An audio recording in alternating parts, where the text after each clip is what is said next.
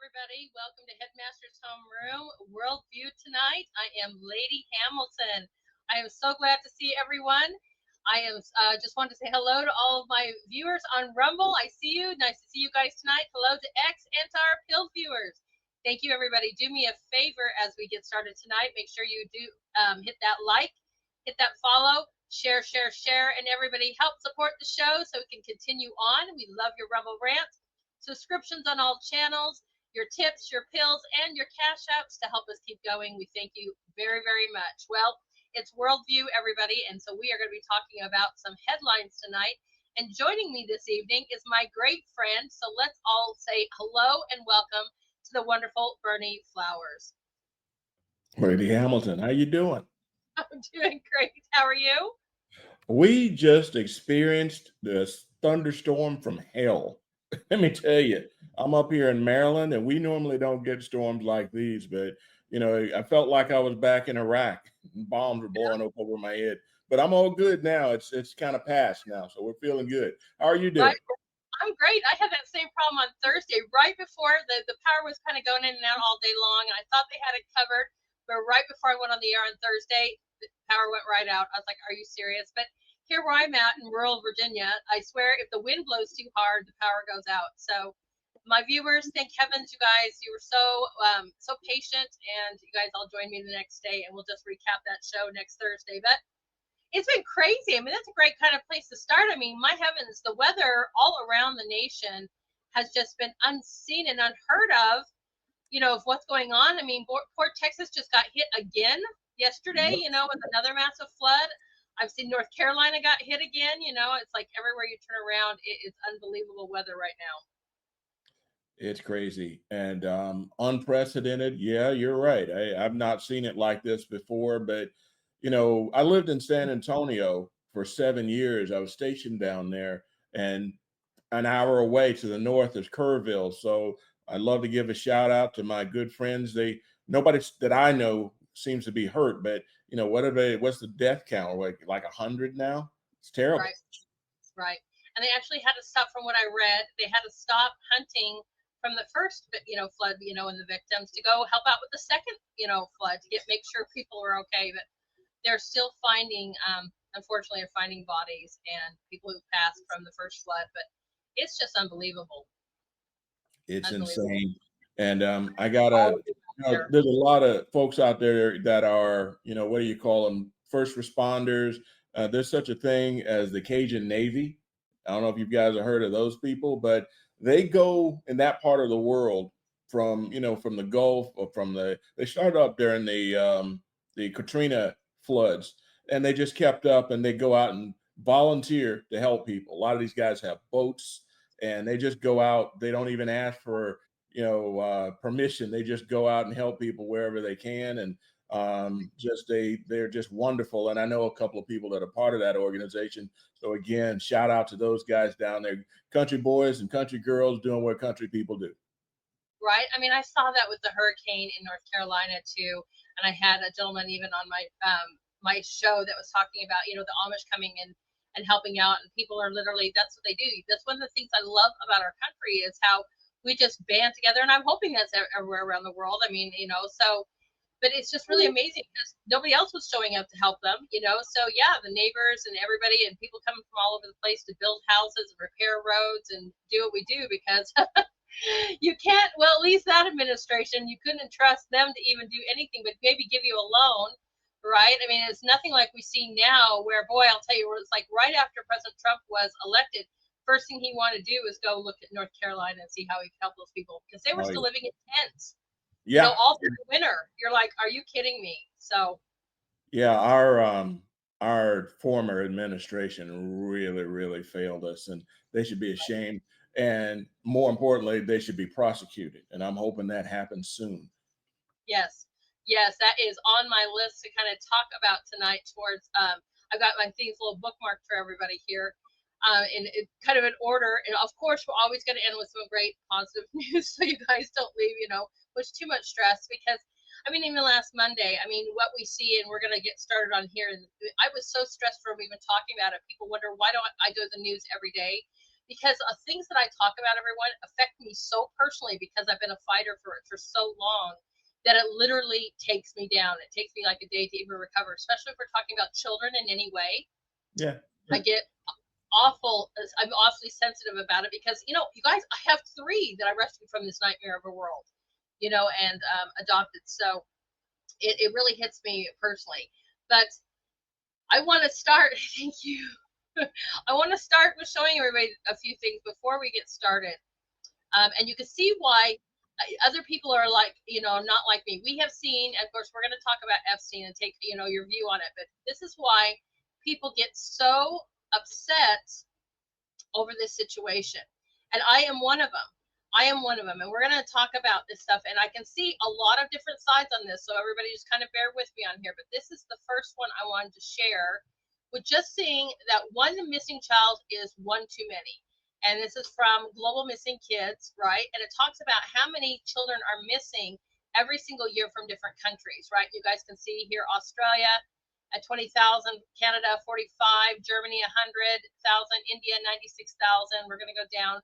What's alarming here is the biggest number, and this is just from this statistic. United States is estimated 460,000 children are reported missing every year. That's just one of the things I wanted to share with you. So let me go here because I have a few different sources here. How many children are there missing in the U.S. per year? This one here in 2023, this is U.S. children, everybody, right? So we have 74, is that 74 million? Wow. Right, right, under the age of 18. That's a different statistics here from UNICEF, right? That's how many missing children go missing in the United States every year. And of course, this is not talking about the ones that are found. This is just how many go missing. Let me remove that one. And I got one more here for you guys so you guys can understand the frustration here of, is that the one? Okay. No, right here from Homeland Security. Department of Public Safety, Homeland Security. A child goes missing every 40 seconds in the U.S. That's over 2,100 per day. In the excess of 800,000 children are reported missing each year. Another 500,000 go missing without ever being reported. And this is from the Office of the Juvenile Justice and Delinquency Prevention, Department of Public Safety. So everyone can understand, I can understand where the outrage comes, from when we see things like the Epstein files and stuff coming out. So many people are, and we're going to talk about, President Trump here and stuff like that too. And we're not necessarily going to down because I've seen so many different reports on this, so many different kind of understand. But there's a reason I want Berney to answer this question because he's worked in different departments that can give us kind of an idea about this. We're all sad because, like that one thing said, one child missing is one too many. And so when you see a name like Epstein, and I don't know if President Trump, what his take is on it, he is just tired of hearing, obviously, as there's a post out about even hearing the name Jeffrey Epstein, where all of us are crying because we're expecting him to say, but we're on it. We're looking for the missing kids. I mean, it would only take that much. We're not going to concentrate on that fool. But trust me when I say we're going after the 800,000 U.S. missing children plus 350,000 children that they lost during the Biden administration. I would just be thrilled just to hear that, guys. And so I wanted to kind of get your take on what you think, because I've heard things about, well, he's got a plan. It's, a mission. It's not really being not being forecasted that way, which I can understand that too. You got to hold a case before you prosecute people. I get that too.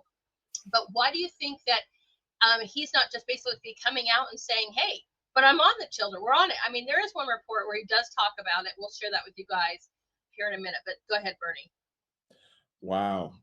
I kind of feel bittersweet about talking about this because I'm a big supporter of President Trump. Yes, I am. And, oh, yeah. He is doing marvelous work in a pace that I've never seen before. So I'm really thrilled about that. I have to say that I trust him because I voted for him, and we got to get behind him. But the other side, when I say bittersweet, is, Dan Bongino is somebody I've been following for a long time. And it's not that guy's about as true blue as it gets. And he's a fiery patriot. I really believe that the president picked an all-star team and they're doing wonderful things. This Epstein guy and everybody associated with him is as guilty as sin. And they've not only are they guilty, but they have perpetrated the worst crime that you can possibly think of. I mean, harming children. And the worst part about it is these people appear to be the wealthy elite of the world, the people who the system has smiled upon. Why they feel the need to bother kids is ridiculous. And they, why is Ghislaine Maxwell in jail if she hasn't done anything? Right. Something's not right here. There's a lot of weirdness. So I'm just kind of torn because part of me wants to just lash out at the administration. But on the other hand, I know that everything can't be perfect. They got so many things going on and so many. I mean, look at the work that RFK Jr. is doing, cleaning up our food. I mean, that's in your wheelhouse. Look at what they've done with getting rid of the Department of Education. Look at what Doge did, and look at what they've done with finding. We've had illegal aliens coming here and getting on the Social Security payroll. Somebody who hasn't even paid into the system can come here to the United States as of the time of the Biden administration and expect to get a paycheck. And you and I mean, me personally, I've been paying Social Security since I was 16 years old. And I, am looking forward to getting my share back. And, we do this for Americans. We do this as something to protect, the folks and make sure people have a good retirement. But back to, I'm kind of all over the place because I'm just like you. I am totally frustrated. I don't want to throw barbs at the president's administration because he has done so much and I am so pleased. But it's like a thorn in your side. It's like, Yeah. why are they protecting these wealthy people? I Right. don't understand. And I'm going to show you guys here too, because President Trump right here, right, he announced he saved 10,000 missing children, migrant children that were lost by Joe Biden. So he is doing this. That's what also blows me away. You guys can see this here on right here. I mean, we don't have to really say because it says it right here. We're already gotten back 10,000 of those children, and we have a lot more planned to come back. Now that's the migrant children. Now you guys just saw that I told you there's 800,000 children missing in the U.S. almost every year, plus another 500,000 that aren't even reported, and we've got another 350,000 that were migrant children that were lost during the Biden era, right?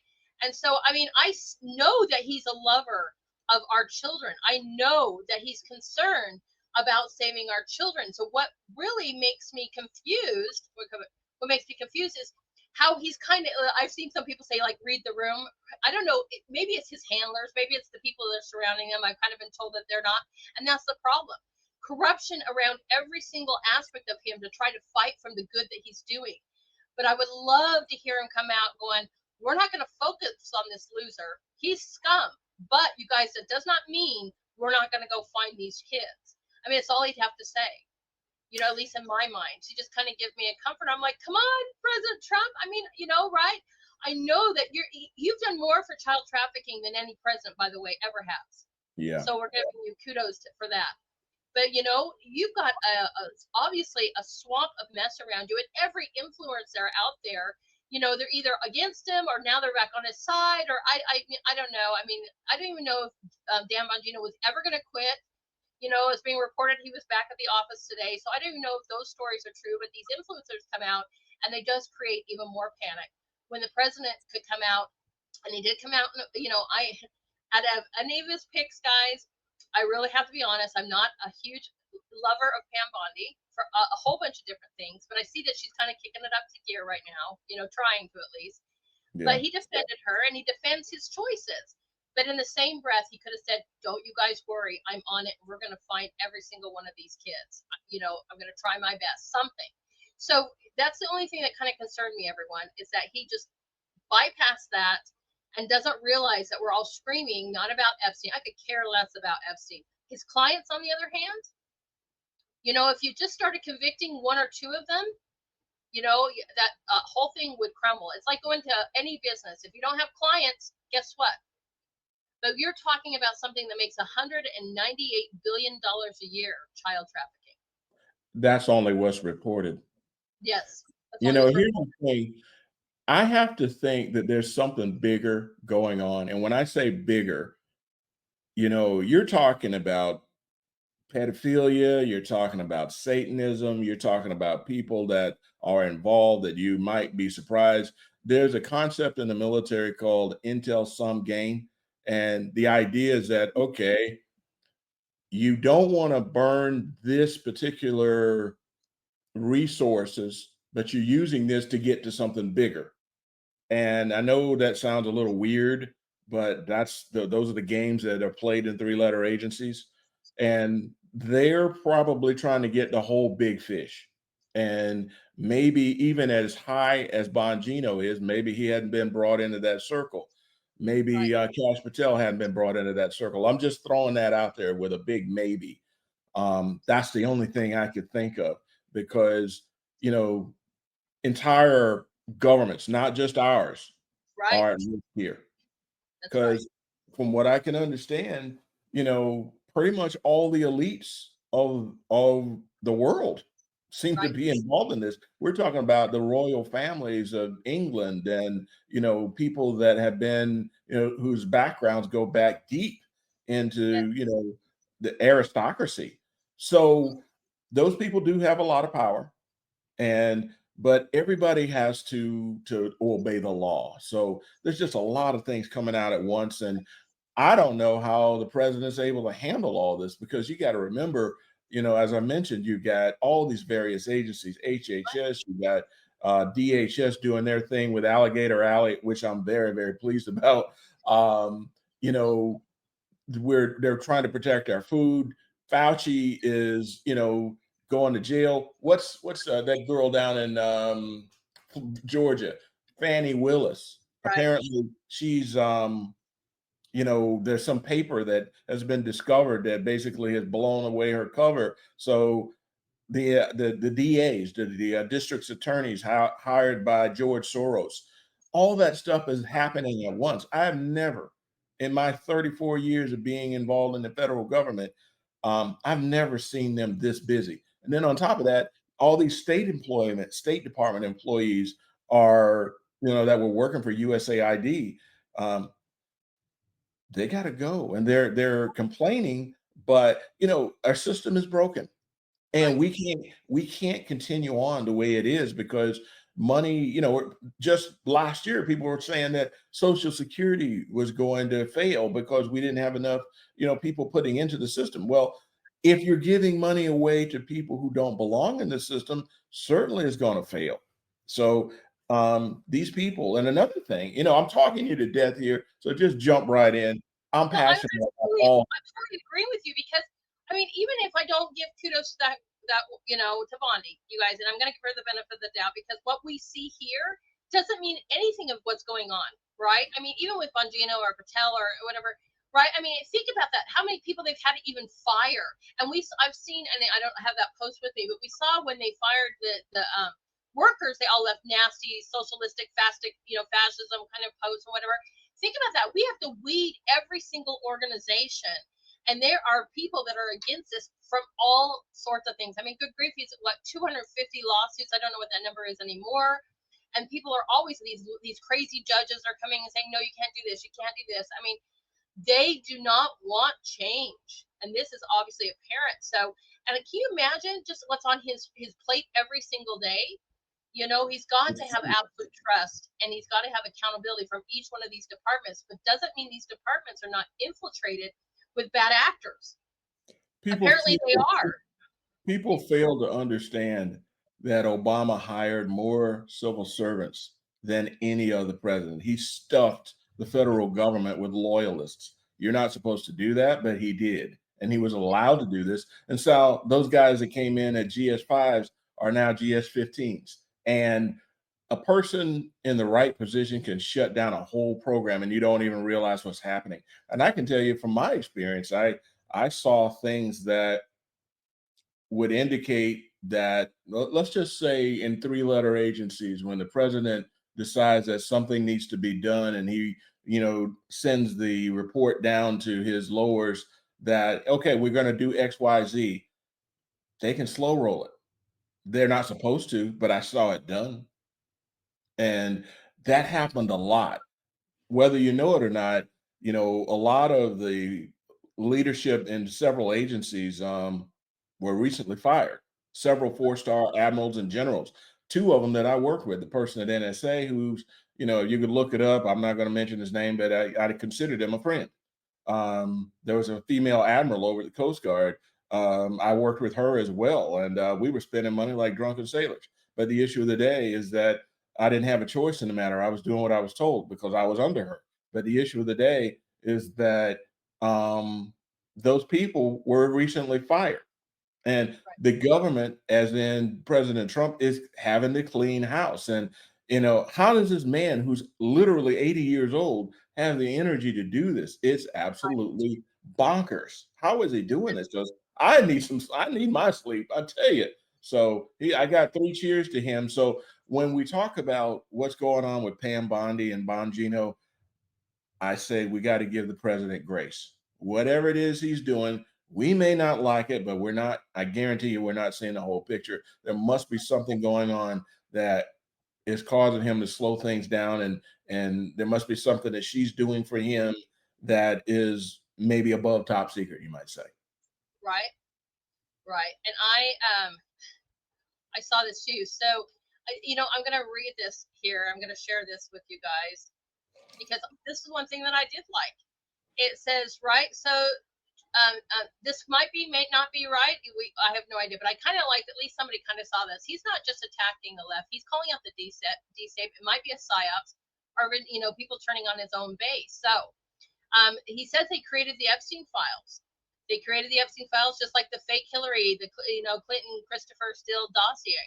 Trump isn't saying the Epstein's operation was fake. He's saying the evidence left behind was manufactured, and to some extent, I'm sure that was. I mean, right? And how it's been, or even lost at this point, right? But he Yeah. draws a straight line that this stuff is fake and it's from the same playbook. Trump is calling the entire public record on stage to design a Spark International, to expose real criminals. That might be too. He also says my so-called friends are playing right into their hands. I mean, he has a rage against the deep state. He thinks they say that he sees a MAGA being a psyops manipulated by chasing ghosts and turning itself out right before an election. I see that they haven't even given up on the JFK or MLK files. By him saying that means he's not giving up. He's No. just as sick of hearing about this guy. But he also says that Cash Patel and the FBI must be focused. Yeah. So, So this goes on and on, everyone. But, mhm. it's kind of giving President Trump the benefit of the doubt in a really nice way because can you imagine all the stuff that he has to deal with every single day, plus fight all these crazy people? I mean, today he just got the permission from the Supreme Court about the education. He just got permission. What was a few weeks ago about the judges. I mean, there's lawsuits left and right by all these crazy judges trying to stop his every whim. So Yeah, we've got to give him grace. We've got to, I mean, and people seem to understand or fail to understand. He's only been in office for 6 months. He's accomplished more in 6 months than Obama or Biden were able to accomplish in all the time they were in office. And he's working for us. So we got to cut him some slack. Yeah, I don't like this Epstein thing. I don't like this Elon Musk thing either. I mean, Elon's over here trying to start his own party. But the bottom line with Elon is he's acting like a petulant child. The yes, issue of the day, oh, I'm going to start my own party because I don't like the fact that you didn't fund my trip to Mars. You didn't give me a big pile of American money. Well, boo hoo, Elon. You need to go sit down and sell some Teslas and shut up. So we got bigger fish to fry. And I really believe that the whole of Western society is under attack right now. I mean, I don't know if you're paying attention to what's going on in England. You know, oh, please tell us. well, the bottom line is that I don't want to come off as some ethno racist or anything like that. I'm just saying that several major cities in England are now They have Muslim mayors, and I know that there's violence going on there. I mean, a lot of those people can't even use regular English citizens from, they're born and raised.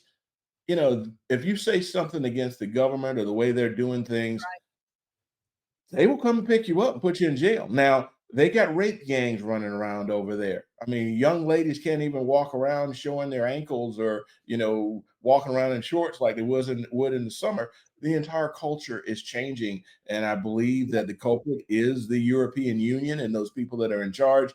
And they had the same plan for us, to tell you the truth. Things are Yeah. going differently. But yeah, it's going on all over Europe. And folks are starting to stand up, regular Europeans that are tired of the EU and the great boot that they're putting upon everybody and all this immigration. Because the thing is, they're bringing people from a culture that doesn't fit into Western society. That's the That's right. problem. There's a culture clash going on, just like here in the United States. Personally, with all the craziness going on, I think we still have a better understanding of it than what's going on with over there or in Western Europe. But yeah, they're catching all kind of Hades over there. That's right. I mean, I saw a post, and I'm glad you kind of brought it up because I saw a post earlier. I think it might have been Russell Brand, but I went and just to go this, guys. Right here, free speech under attack in the UK. The United Kingdom returns to the tyranny of the British Empire that never died. Free speech in the UK is now a crime, and citizens are being investigated and targeted for information a citizen posted over years ago. Yeah, I mean, this is, I mean, I wasn't born in England. I was born in Scotland, but same kind of thing, United Kingdom. And it's unbelievable. I mean, this was the plan for happening here. Whoops, sorry, everyone. This was the plan for happening here. You're absolutely right.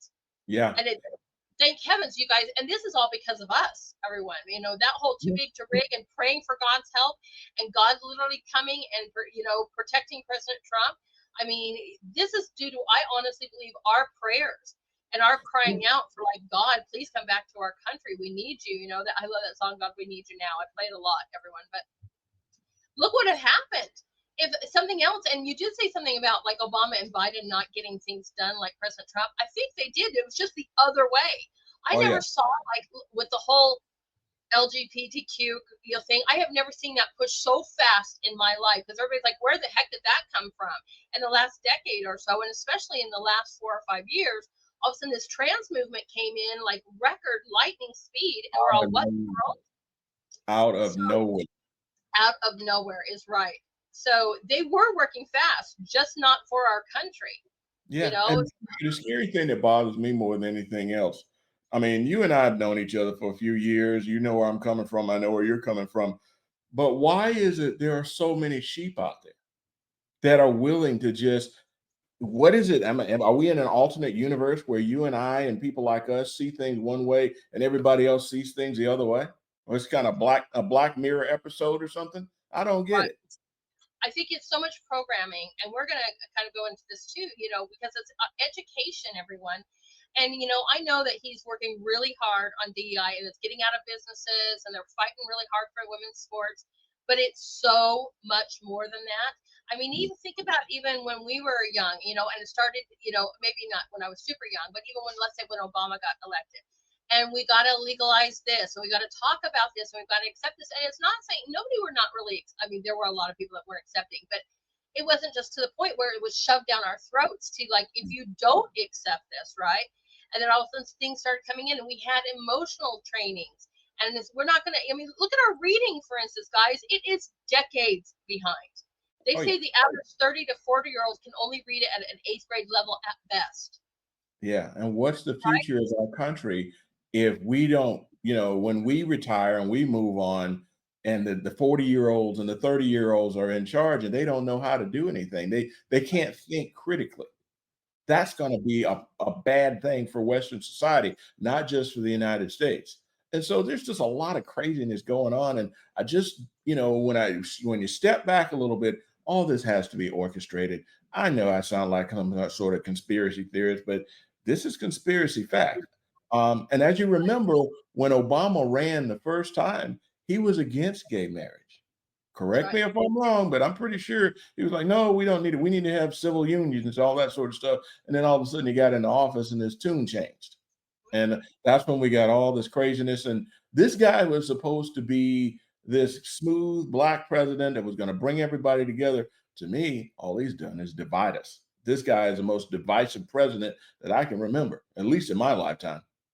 Right. Absolutely. I just want to give a huge shout out. Whoops, sorry, to Kim in the audience, Kate Corbett. Thank you so much for the making the chat purple, for donating to the screen. Thank you so much. We appreciate that.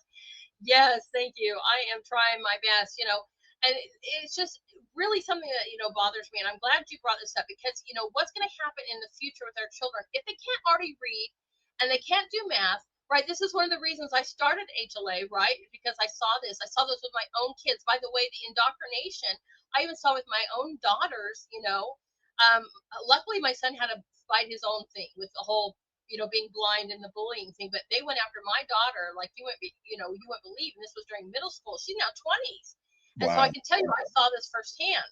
But what scares me is like I'm selfish. What's going to happen when we're old and we got these kids and these 30 and 40-year-olds running our country and they Yeah. can't read, they can't do math. And what alarms me, and everybody, this came out today too. So we know that Trump just got the approval, right, from the Supreme Court that they can dismantle the Department of Education. What Amen. alarms me, though, is this statement, and I'm seeing this, so you guys can see here, right? Massive, right? And they can get rid of 1,400 employees, can now be laid off. This is a huge win for children. I love this. But what bothers me is this, and this is not the only report. AI is transforming education, making learning more personalized and efficient. It's great to see more than 60 leading organizations have signed a pledge to America's youth to invest in AI. This comes straight from the White House, everyone. This bothers me. And then we got Elon going, Grok 4 is at the point where it's essentially never gets math and physics exams questions wrong. I'm like, oh my gosh. And that's not even, it's not over there. OpenAI is working with Randy Weingarten's union to start a National Academy of AI Instruction. Oh my I gosh, don't know if I everyone. feel all that good about that. I mean, the bottom line is we're just going to turn everything over to AI and we're not going to use our brains at all. That scares the heck out of me. I love using some AI for things, guys. Sometimes when I'm making a promotion for my show, or a description for my show, I can go put people's bios in and it cleans it up kind of really nice. It's simple little things. But I'll tell you that with my school, I make them even with my school and it's online, right? I'm like, all right, you guys share your screen with me. Let me see your tabs. They're like, what? I'm like, I don't want your cell phones. I don't want whatever. I don't want you cheating. I want you to be able to do this yourself. And I make them handwrite notes and all kinds of stuff and take pictures. But, I saw this in college too when I graduated. It was 2020, where people were, hey, using AI to just cheat and write theses and master's, theses or their dissertations. And I'm over here killing myself writing my own, right? I'm like, and now we've got our education department, not only from the left with Randy Weingarten, but we've got, Miss McMahon saying the same thing on the right side, going, yes, Uh, let's start with AI. we're moving too fast here because the bottom line is that, the human body, use it or lose it. If you don't exercise, you're going to fall apart. Well, same thing goes for the mind. If you don't use it, it's going to turn into mush. And, it sounds all great and all that sort of stuff, but we're putting way too much trust into this artificial intelligence and we're doing it way too fast. Folks need to slow down a little bit here. And when both sides, that Randy Weingartner, she was pretty high up, not only in the teachers union, I think she was the director, but she's also high up in the Democratic National Party. Okay. She was like Right. a super delegate or something like that. And, one person shouldn't have that much power in an unelected fashion, but that's just how I feel about it. But back to AI, we're moving too fast. Elon needs to slow down a little bit. One minute he's saying that AI is going too fast, but on the other hand, he's pushing it as hard as he can. So I just don't like that at all. I don't think it's going to be good for us in the long run. And you look around here, you go to McDonald's, and the kid can't even make change without a computer. That's not a good sign. Right. That's not, And it's not not a only good, our education, everyone. Now the Secretary Kennedy is saying we're revolutionary and unlocking health data, harnessing AI, and attracting some of the brightest minds in the country to improve the delivery of our health care, to enhance the right by using AI. I mean, you guys, I mean, I'm really worried about this like you are, because I mean, we just saw it with like Grok, whatever Grok or what you guys want to call it. They were just ranting out, anti-Semitic things and whatever. I mean, my husband fights with AI all the time when he goes. He's trying to work on papers, and he'll say, well, he'll ask for information, and he's going to show you this guy's on Thursdays, and he'll correct it. He goes, that's not right, and then AI will repeat back and go, yeah, you're right. If I'm right, then why are you spouting out this information? And he's like, well, according to, he's like, oh my gosh. And so, you guys, that's what we were going to show with medical misinformation last Thursday, which we're going to show this Thursday, because he's going to show you on this report that he's done how much it's incorrect. Well, And it's funny. I've got a background. After all these years, I've done a whole lot of different things, and with cybersecurity and all that sort of stuff and IT, the concept is garbage in, garbage out. Just because the AI is scanning across the internet, they can pick up bad information.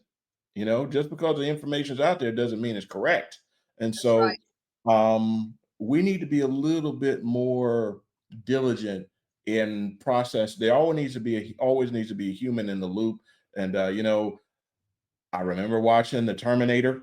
I remember Mm-hmm. watching The Matrix. And I mean, yeah, that may sound like it's just a movie and all that sort of stuff, but there's some truth there. We need to slow this thing down a little bit, because we give this thing too much power, and it can be a bad thing. And as you mentioned before, with the Elon Musk Grok, whatever they call it, this thing's over here being anti-Semitic. Where did it pick this up from? It picked that up from some human programming. Somebody told it to say that. And next thing you know, it's broadcasting this off, and it's a great embarrassment for Elon Musk. But it just shows that computers are only as good as the information that's fed into it. That's right.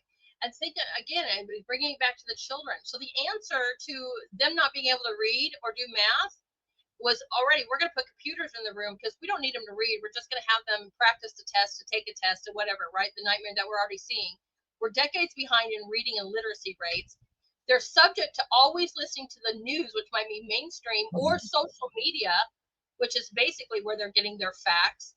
And now we're promoting an AI education for them, so that they get told some kind of craziness that somebody programmed into the artificial intelligence. The problem And is they, that is once we go that way, we can't get back. You right. know, once you lose a teacher, somebody's 20, 30 years in the system with all the stuff like what you've been through and all the educational gates you've had to go through. Once you lose that expertise, building it back will be virtually impossible. It will. I mean, right now too, and I'm seeing like a national move towards us, kind of one education. And I'm not necessarily for that, everyone. I really think that we should be learning from different states. Everybody should try something. I mean, this is what we did before, and our education was top of the country or the world.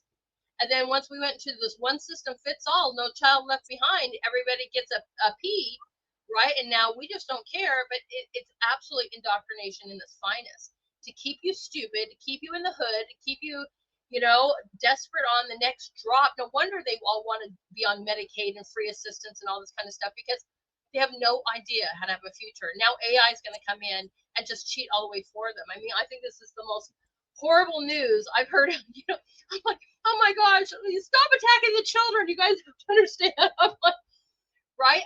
This is why I say all youth are possible, because I believe that.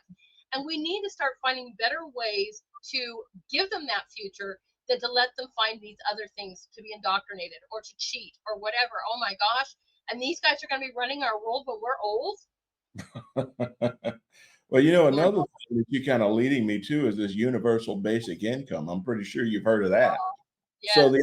the idea is that you dumb down the kids and you give them a couple of just enough money to die on, you know, and you look at the way things are with the housing market. Well, if you're making $2,000 a month from your universal basic income, how are you going to afford a place to live?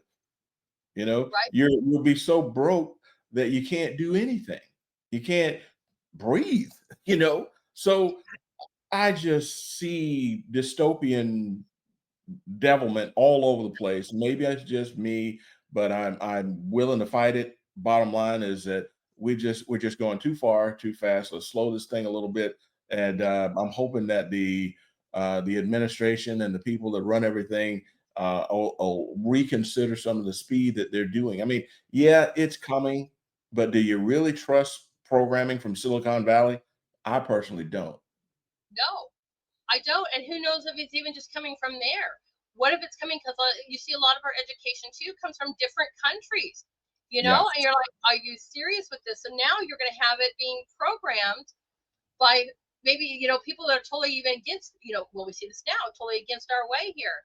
I mean, look at how the transgenderism and the pronouns got really indoctrinated into our education. I mean, from coming from public school education, everyone, I'm telling you, the lesson plans all had to have the social emotional learning. They all had to have the pronoun kind of thing. It's just the start of it when I was getting the hell out of there, right? Quit. But I was like, when are we ever going to actually, instead of going to math class or whatever, we went to emotional learning and basically like a counseling class. I'm like, oh my gosh, these kids, we were resilient growing up, right? I mean, these kids can afford to, get a little boo boo and continue on. But, it was just so bad, so bad. And I cannot tell you how much I do not want to trust this, right? I It's don't the want to trust failure this, that make a right? person stronger. There's an old saying in the military, what does not kill us makes us stronger. If you never experience any failure, you never experience any growth. And failure isn't a bad thing. You just have to overcome it. But these liberal whatever you call them, they're just trying to take the risk out of everything. They're turning it into they want to turn us into a mommy state, no offense. And you got to get a boo-boo every once in a while to grow up. And so, it's just amazing to me. And I sit back here and watching this. I mean, I'm your typical Generation X, we did some living. I've seen most of this world and most of the people that are our age. I would venture to say you're Generation X too. And we got our boo-boos and we survived. We built our little scabs and eventually pulled them off and kept on rolling. These people and these younger people are not being allowed to have scabs, and you're gonna find that you're gonna have to overcome some things to have anything good. Nothing good comes from just sitting around waiting for it. You got to go out and get it in this world.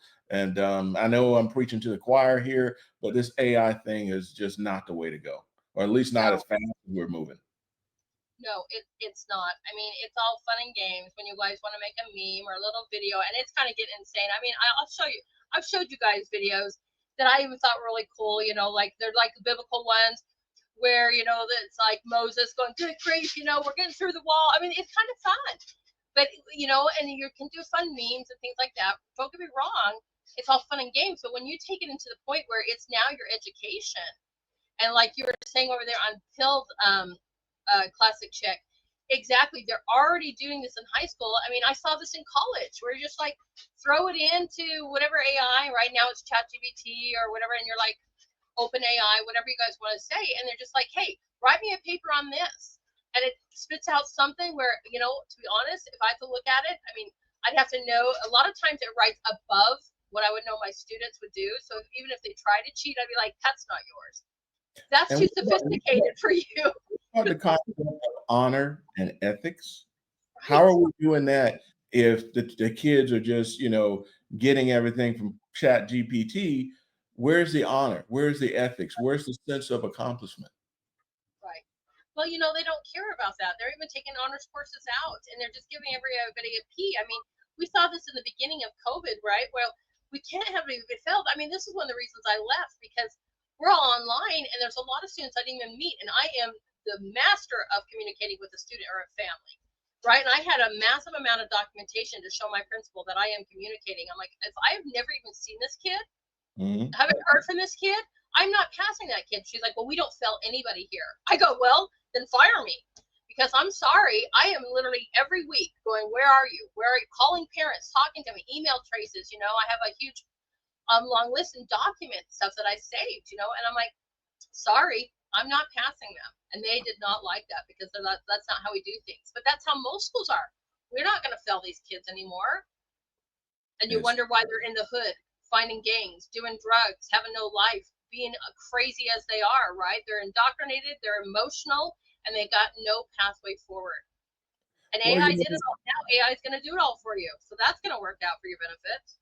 well, the thing is that this was planned a long time ago, and from my, I equate everything to a Marxist takeover, and I know it sounds like some grumpy old communist hater. Well, I'm a grumpy old communist hater, and even the Russians, even the former Soviet Union, they don't even, they're not Marxists anymore.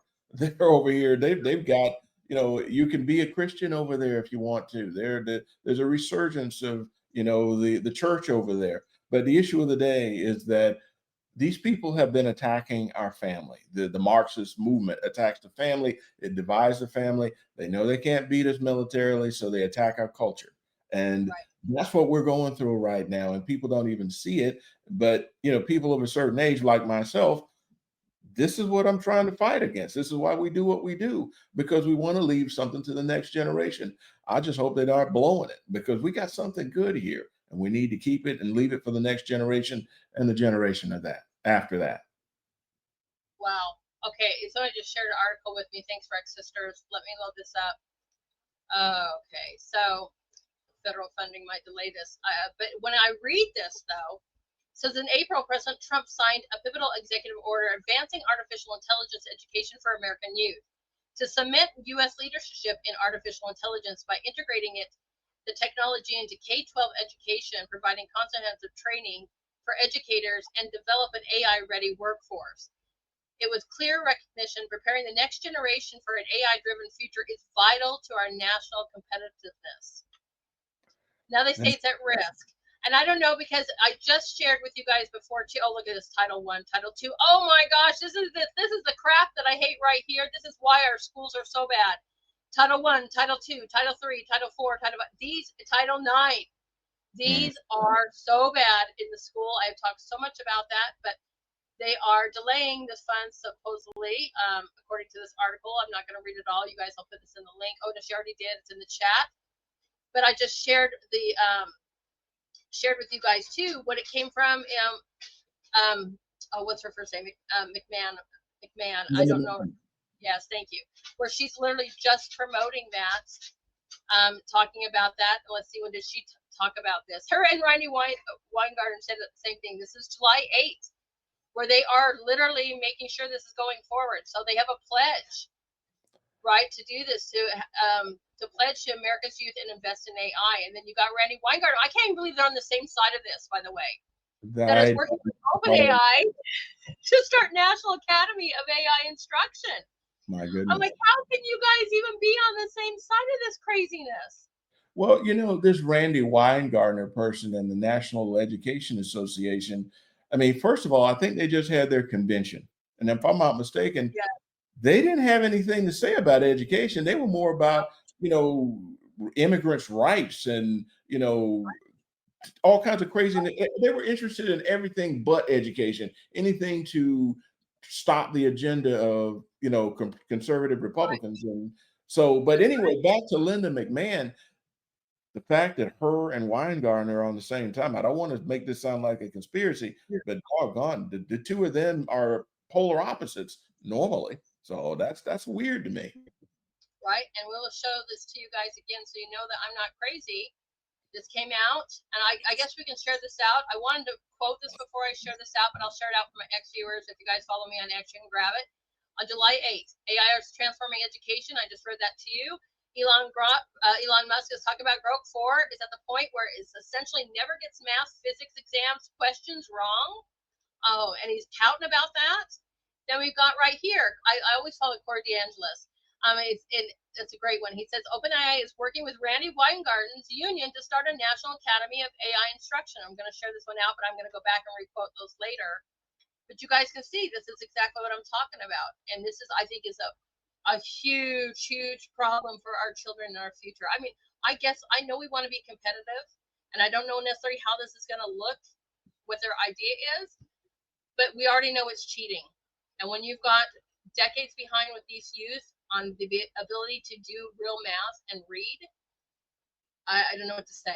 They're going to just find more ways Well, to cheat. how how are you going to expand a child's mind if you don't test that child's mind? If the machine is doing all the work and all the math problems and all the English literature and writing papers, what does the kid have to do?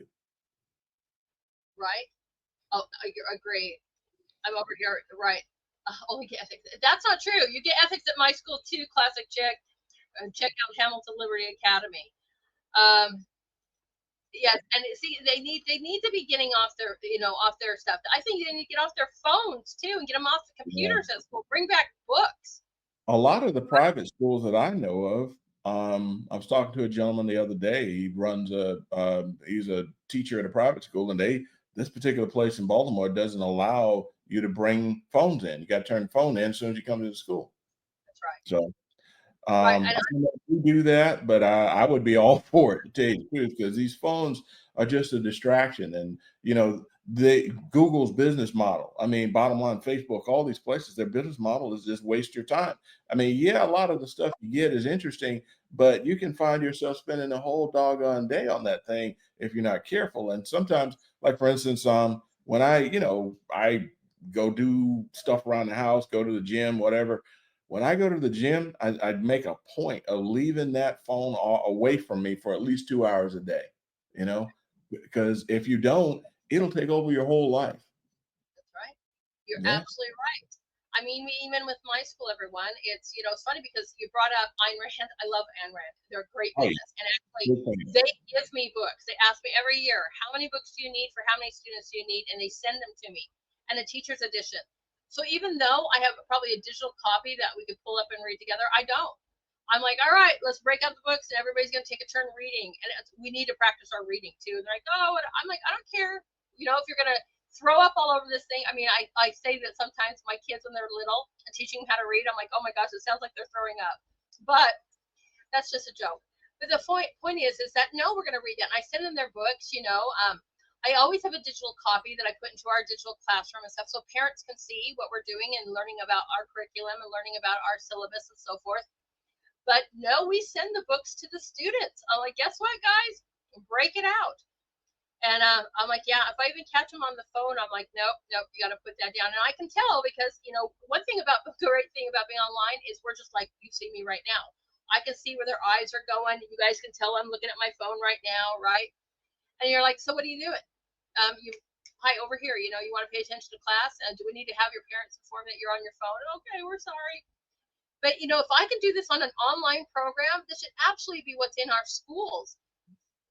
I don't know. I'm very heated about this, and I don't think that this is a good idea. You Again, I should. want right. I want us to be competitive with the world, but I'm with you. I think AI is going way too fast. Well, let me ask you another question as an educator, and I know you're supposed to be asking the questions, No, but please. we're always being compared to the world, quote unquote. How is that done? I mean, who's making these comparisons between us and Sweden or Japan or whatever? I mean, how does that? Because every time I turn around, we're at the bottom of the heap as far as industrialized nations. Who's doing this measuring? How does Right. that work?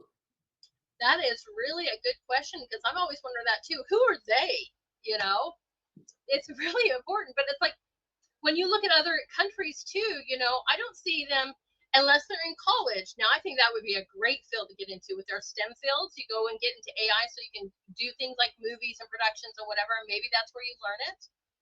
And at home, I guess you can play with that too. I just don't think school is an environment for that. Um, how do you even write those programs and those codes if you don't know your math? Exactly. So, It's and crazy. I don't ever know who they are. With same thing with statistics. According to Thank statistics, you can use those every which way you want. You know. So, oh, I agree. you. They're agreeing with you. Yeah. Yeah, I mean, you're very in the true. business. If anybody should know, it should be you. And if you don't know, then that tells me something isn't quite right here. Right.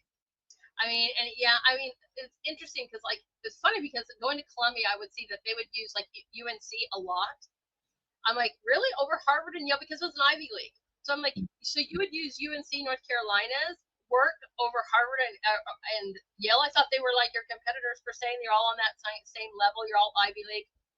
or they would refer to things like different reports out of India or China was used a lot too. And so with education, I'm like, okay, but I don't know. It was really interesting. Even writing my thesis, I mean, there was only certain kinds of things I could even cite. They're like, you can't use that other stuff. I'm like, what? It's my thesis. What do you mean I can't use those? Well, they were very one-sided as far as who I could even cite in my reports. I'm like, wow. Yeah. So There's a lot of weirdness going on right now, and as you said, who is they? Who is statistics? I want to see these, and if the Indian system is so great, why are they all trying to come over here? right, Makes me think. So I don't right, know. I'm a natural contrarian, but you know that. So right. It so just really, and I don't like it. My husband doesn't like it in the healthcare either. He's like, he's not a fan of these AI. That was something else we saw too at the very beginning. When Trump was like, he was all about giving. How much money was it? I could probably look this up. It gave a whole lot of money to AI support at the very yeah. beginning. Do you remember that story? Do you or no? Because I'll look it up right now. Ring the bell, but that's kind of out of my world. But the issue of the day is that there's just too much money going into this, and as I said before, we're putting all our eggs in one basket. That's right. So this is, and you guys, I am not. Oops. Let me stop sharing. I'm not downing on President Trump because I do understand that we have to be competitive. I So, get it. but this, I get it. right, I get it. But but let's just not. Let's 500 billion, right? it. 500 billion AI investment partnering with OpenAI, Oracle, and SoftBank. And then right after that, the thing that scared my husband is like they wanted to do AI mRNA shots for different kinds of things and treatments. And he's like, I'm sorry, you're now first Look, of all, he's against mRNA, period. And then now you're going to use AI to go and guide these shots and find your cancers and whatever.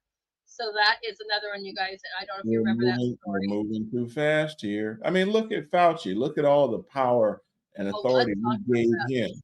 And Oh my, this guy literally sold us out. You know, they're going to put him through the ringer, and at some point there'll be some sort of tribunal or whatever. But what are you going to do with a man who's 81, 82 years old? I mean, they're not going to put that guy in jail, and they'll just, they'll publicly shame him. But the bottom line is this man sold out the entire world, not just our country.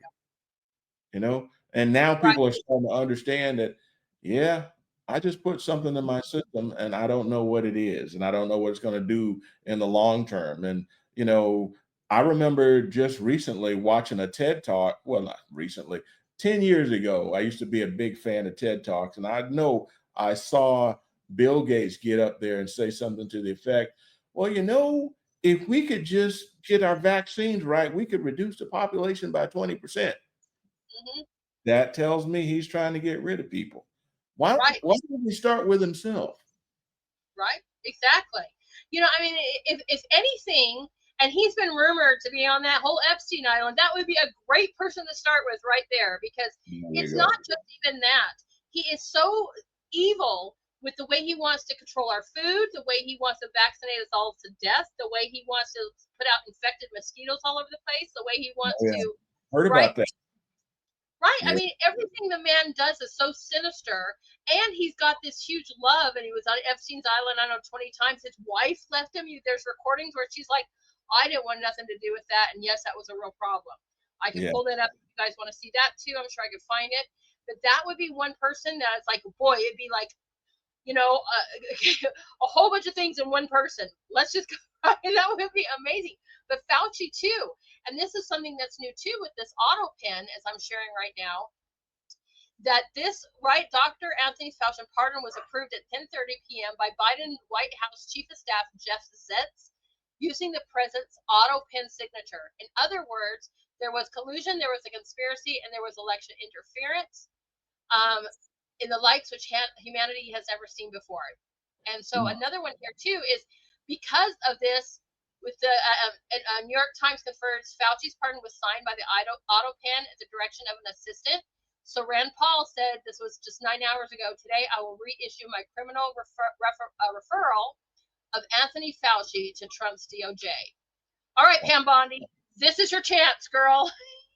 Well, it's funny you say that, because back to the beginning of the discussion, we were talking about giving a little bit of grace to the president and to Bondi.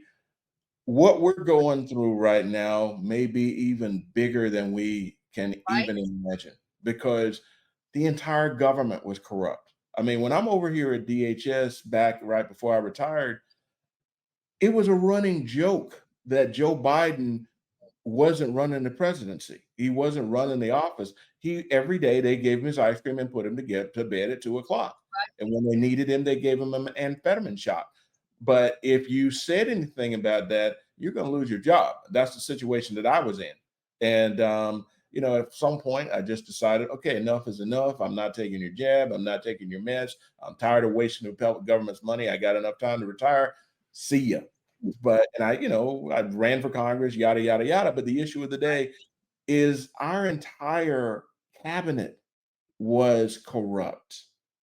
They were literally trying to bankrupt us. And how are we gonna repay, $36 trillion is Right? insane. This whole thing is just the craziest setup. And the only saving grace, the only thing that we got going for us is Trump fighting for us and his crew. And so that's when I say, okay, he has to know something that we don't know. We've got to give him the grace. It's only been 6 months. And yeah, I might not like, I might be a big fan of Dan Bongino. I might be a big fan of, the rest of these guys, but Cash Patel. But the issue of the day is let's back away a little bit. And as I said before, I've been in that world a little bit. Everything works in kind of like concentric circles. And even the even the attorney general might not have all the clearances that are needed. There are things that even the president might not have full awareness of. So the Maybe there are there. people that are in the that are in the administration that have probably been hiding things from the president. And I can tell you for a fact that did happen during the first administration. Yes. So it's You going to know take a little while firsthand, to figure this out. right? Because you saw it. And what's really sad is that you're talking about, we have President Trump and the few that he's picked. You guys, where is the Congress between the Senate and the House of Representatives? We are in a conservative zone, right? And yet, where is that? Where's the help? You only hear from a few of them. They're like, hey, let's do this, and hey, we support that. If you've got the majority, where are the rest of these rhinos? And that's exactly what they are. Who Yeah. are probably most likely also fighting against President Trump to Oh make yeah. sure the status quo stays. And yet, like you, when you try to run, I mean, I thought about the same thing. But if you, and I saw this when I worked for Kimberly, I'm like, she is up against the machines. And if you do not have the right smell or the right whatever, belong to the club, Yeah, they you're are not not going to alone. let you win. And so I am very, very big on his whole election integrity. Because Yeah. for you and I out there to even think about running, if there's no way when you're up against this machine, they basically are picking who they want to run. You think it's bad in Virginia. Maryland is No, it's not California here. East. It's freaking terrible here. And you know, the rhino factor, you don't know who to trust. You really, really don't. I don't want to, I'll tell you right now, okay, for example, the day before my primary last year, Right? I suffered what's called an information operations denial of service attack on my phone. So I've got my team out there spread all over District 3. And all of a sudden, 12 o'clock exactly, they wanted to make sure that I knew. I know how this works because I used to do this for the government. I used to do this for the military. They shut down my phone. They flooded my phone with phone calls. I couldn't call. I couldn't text anybody. My phone might have been a brick. They bricked it. And so for me to be able to go out and communicate with my team, I had to use my house phone, which I can't text on. It was a real drag. But what I'm trying to tell you is in order to pull that off, you got to either be a wealthy, wealthy, wealthy, wealthy person or Yes. a three-letter agency. And I was trying to figure out, I'm not going to throw out any politicians' names just yet because I'm not sure who did this, but I have talked a lot about Mayorkas, and a friend of mine who is close to me said, Bernie, instead of thinking about who did this, you talked a lot of crap about a whole lot of, of your fellow colleagues. It could have been any one of these people but all I can say is that in order to manipulate the phone company to pull off something like that would cost a lot of money, or a three-letter agency could say, shut this guy's phone down. And it went on for about 2 weeks. I couldn't make phone calls off that phone for 2 weeks. Oh, And I do not doubt you guys because, like I said, I was the assistant in my spare time. I really wanted Kim to win. I wanted to mhm, help her. I wanted to change Virginia. And so I was her assistant, and I saw this stuff happen to her too, where she was blocked, phones down, websites down. It's like then we had to go get all these different signatures. Here in Virginia, you have to have so many to even initial, and then you got to have like another 15,000 to even get into the primary. And we're all taking them to the thing, and next, they lost like half of them the day of. We're like, unbelievable what happened to her. But if they, like I said, if they don't want you to run, they will break you up. yeah, yeah. So that's what we're up against. Now, I will say that there is a lot of activity in the election integrity business that have happened. I mean, the truth is that, they found here, at least in Maryland, lots of dead people who voted, lots of people who moved away 20 years ago that voted. And the Democrat machine, does everything they possibly can to monkey up the election files and folders and that sort of thing. But it's a lot better now. It's a Right. lot better. So we'll see what happens, but you know, it's just crazy what these people are willing to do, and I just think they're demonic, to tell you the truth. I know that's a strong word, especially with Christians, but yeah, these people Oh, are yeah. operating on another a level but we can't back down. That's the deal. We cannot back down. We're not here to have a spirit of fear. So we just got to keep moving forward and fighting the good fight. But it gets frustrating sometimes, to tell you the truth. Oh, it does. I mean, there's sometimes, like I said, I mean, I was so all about the kids, especially last week, guys, that I literally needed a day to rest because, again, it affects me personally when I feel like people are not standing up to help and protect the children, right? Especially our leaders, especially ones that we love. Yeah. It is. And I have to continue to think myself that maybe there are things like us that are put here on this earth to be those powers, to continue to fight, to inspire you guys to help me continue to fight. I've asked you guys, all you got to do is share these things because if you keep them at the top of the algorithm, then the leaders know. Oh, I mean, how do you think Trump found out about? We're all bothered about Epstein still because it was trending all over social media, and he's like, "What's happening? What's going on here?" And that's He- a great point of why it's so important to keep sharing what's bothering us because he will see it. oh They yeah. will see it. Yeah. And this is an opportunity for social media to do something good. I'm not a big fan of social media, as you know, but it gives people the opportunity to speak directly to power. And if you pay attention to the polls lie. They don't like Mm-hmm. Trump. They don't like conservatives. But for some reason, the ability to do the trending thing hasn't been broken.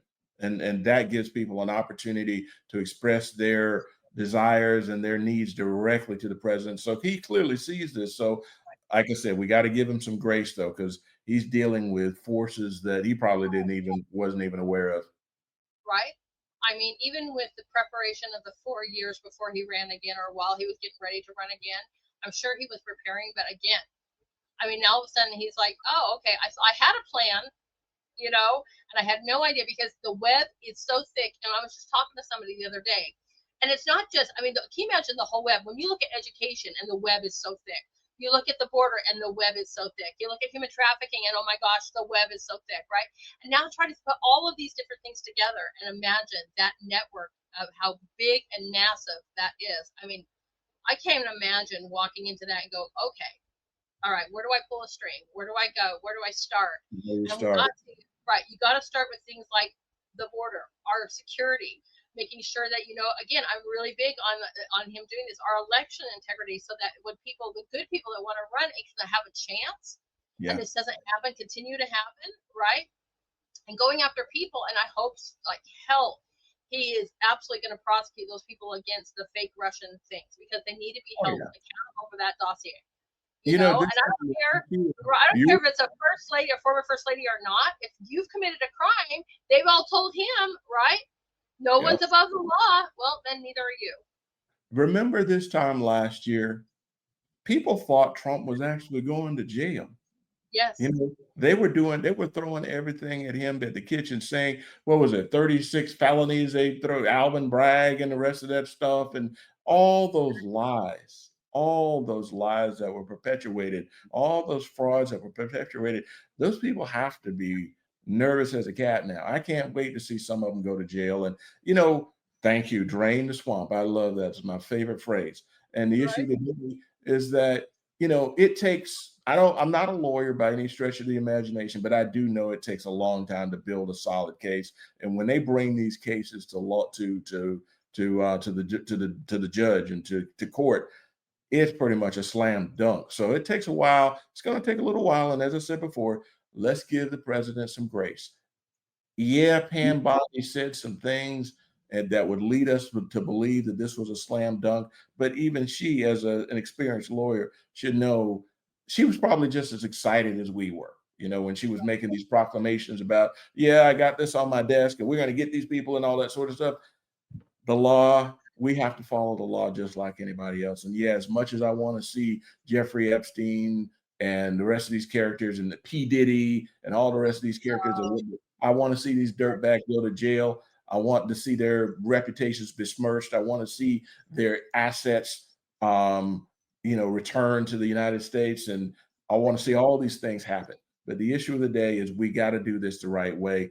And there's clearly some top above, as I said before, above top secret type stuff that Trump and Bondi probably know that they might not even have shared with Cash Patel and Bongino.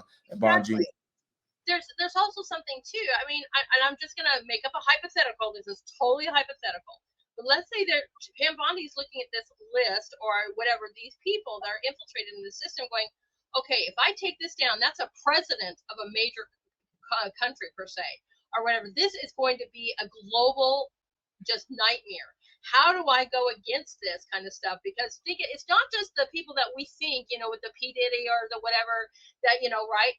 These are just, I think, lower hanging people. I mean, we're talking massive leaders that are probably on this and have been in cahoots with him. And you're like, okay, as soon as I start prosecuting any of them, they're all going to run to lawyers, just like you said about the dossier.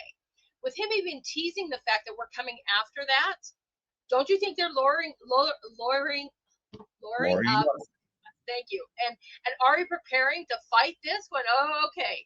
Oh, I'm not going to get prosecuted. So he's already right. The moment you even leak any of that out, who knows what world leaders are involved to the point where you're like, this could be a global, hopefully impact, but also a nightmare if they don't prepare right.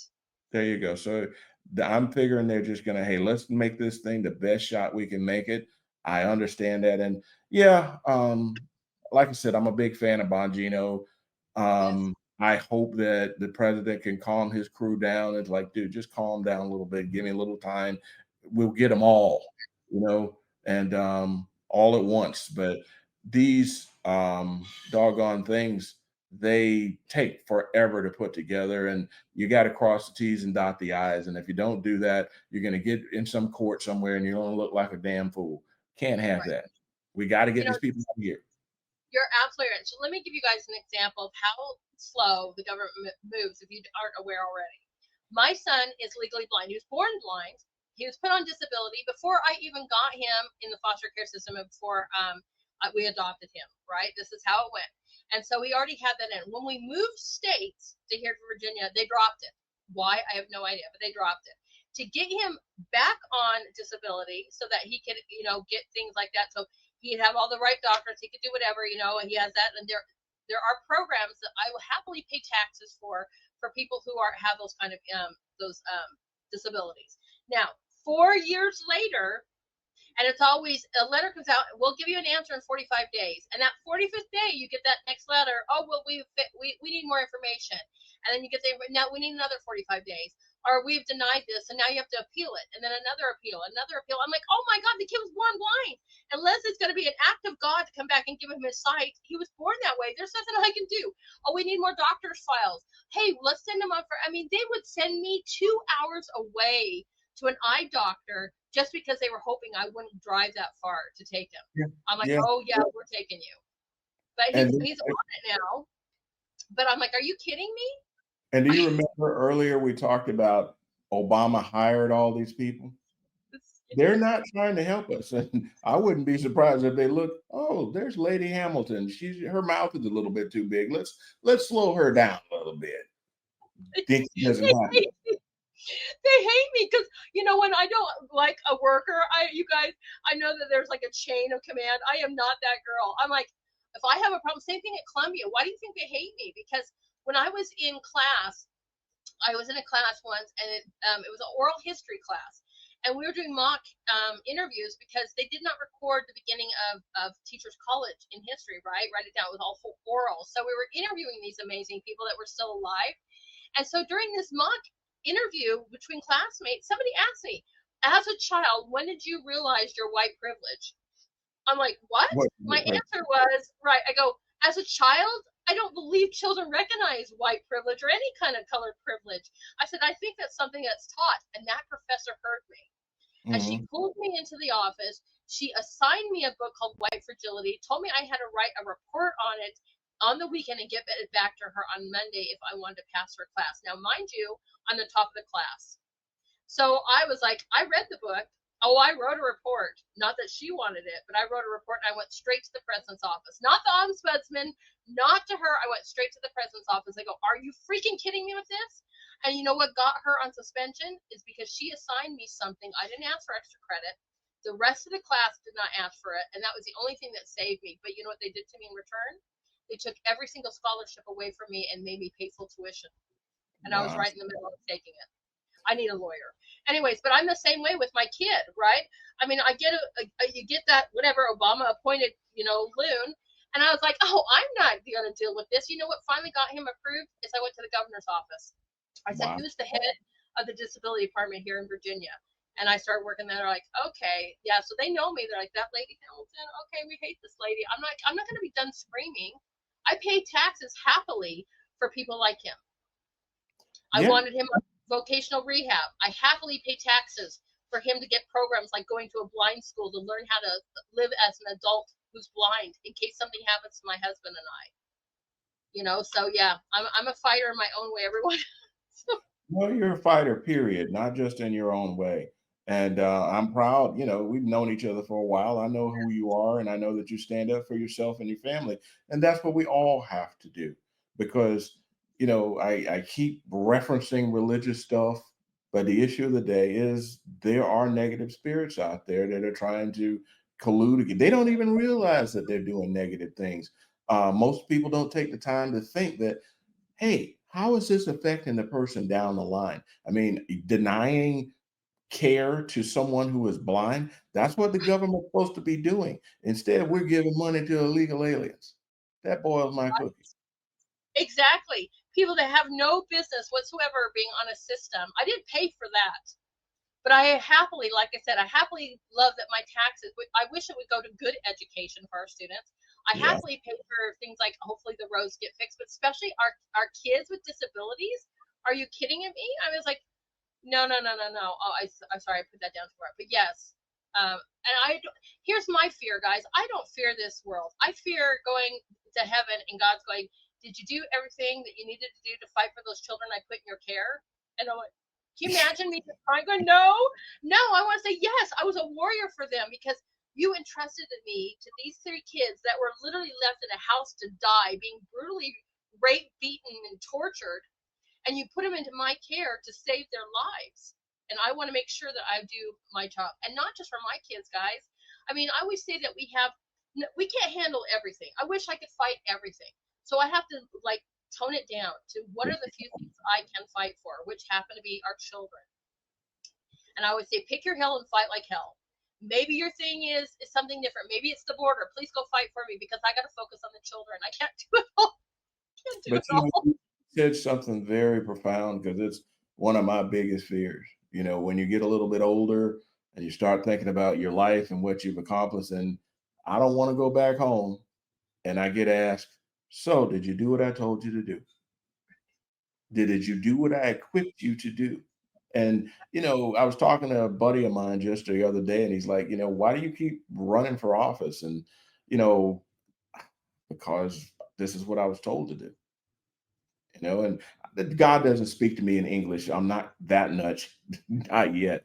But I just feel this compunction. I even wondered, like, I'm supposed to be in North Carolina sitting on a horse farm and, enjoy my dogs and that sort of thing.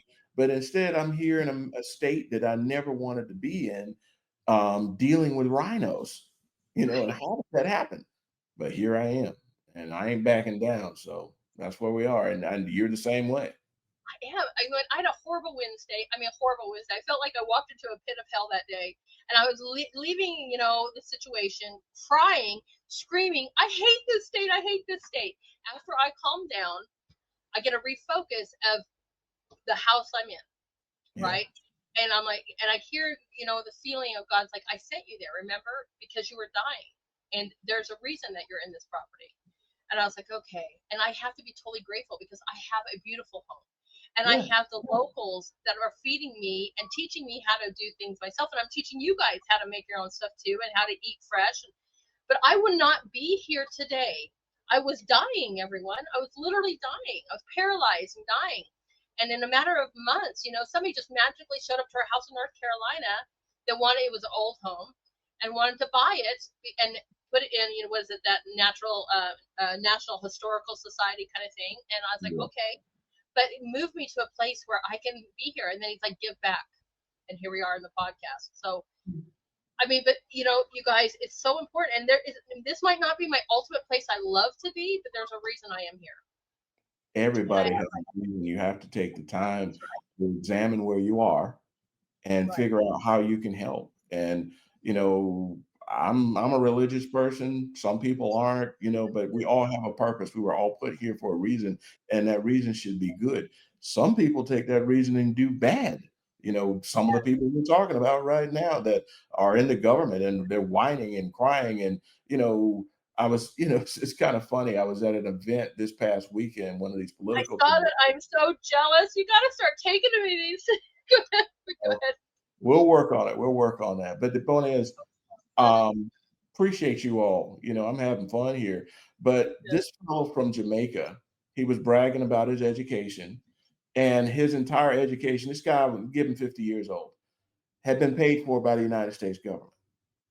And he comes in and he wants to start it. Now, this gathering is a political discussion among Black conservatives, okay? Mm-hmm. People like me, people Right. like you.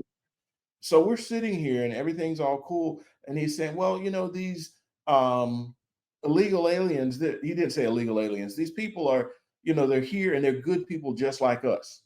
And I took offense to that. I said, what do you mean like us? I didn't come across anybody's border and take anything. I mean, if I went to Jamaica where you're from, they wouldn't allow me to have a free education. They wouldn't pay for my education. They wouldn't pay for anything. Matter of fact, they'd probably deport me. And he just kind of shut up after that because he realized that he was kind of in the wrong group. But the Right. funniest thing, I was a Boy Scout, and I know this is going to sound weird, No, but I love those lies in a weird way, but yeah, go ahead. so wherever I go, I bring my phone charger. All right. Mm-hmm. So I had brought the phone charger. I had loaned it to a lady that was a good friend of mine. She's wonderful, love her to death. No problem with that. I've known her for 10 years. So this guy comes in and he says, oh, my phone, I don't have any power. That means he wasn't prepared, right? So she, being a nice woman, she looks at me and she says, oh, well, my friend here has a phone charger. She just hands it to this guy. So he takes all the power, plugs up his phone, and just, he wasn't prepared, but yet he just used my all the power that I put into my phone because I had prepared for whatever came. Right. And that illustrated to me his attitude. All for him. He didn't care about whose charger it was. All he knew that he was getting something free and he didn't have to ask for it. And he didn't even say thank you. And so that's one of the things that blow me away. People come to this country that we have built this wonderful situation, this wonderful society that we have, and they take advantage of it. And they care nothing about our culture.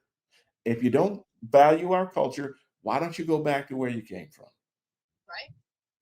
So And the thing is, if we have an asylum program, because I know that I was a Latin American studies major and everything like this, everybody. So I do know when you learn about places like Honduras and before El Salvador got it together and Venezuela and whatever, you can absolutely see why these people are running for their lives. Not yeah, maybe millions, and it's very, very expensive, but it's gotten way out of control. We have a certain amount, and if you can prove it, we have a system that will let you come in. But these people that do, I mean, I know a few people that have our youth were working with them in the library to help them to learn how to read for their citizenship test. It was awesome. But they wanted to adapt. They wanted to see the American dream. They wanted to have a safe place. And they were not like, hey, let's go with the Venezuelan flags and whatever, right? You're like, they wanted nothing to do with that. They may yeah, have been that, but they were like, I want a better life because that place, that country was out to kill me. yeah. And you were so right about that free education too. When I was in Cuba, they had a university for like medical students. We got to go on tour of the island and everything. And then we went to a university and they're like, we only let in 4 American students, period, a year, Wow. max. We're not giving you guys crap. And Americans, unless you're some probably elite or would have millions and millions of dollars to offer that, you and I can't just go buy property there, No, and just start a business. And they're like, no way. So, you were absolutely right about that with the Jamaican.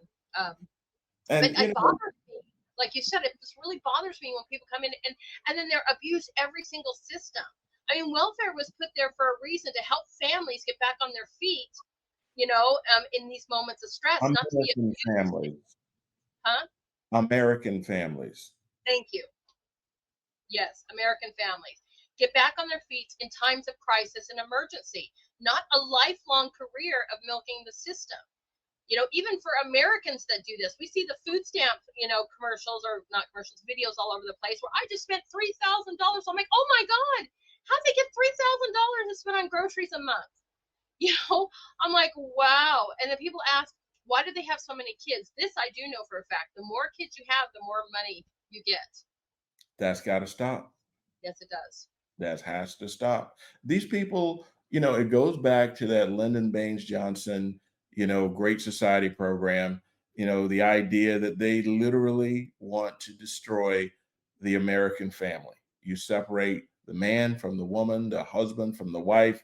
You create all these divisions, and society is destroyed from within. And as you very well know, most empires, and yeah, we got an empire, let's just admit it, they last about 300 years, between 200 and 300, 250, 300 years.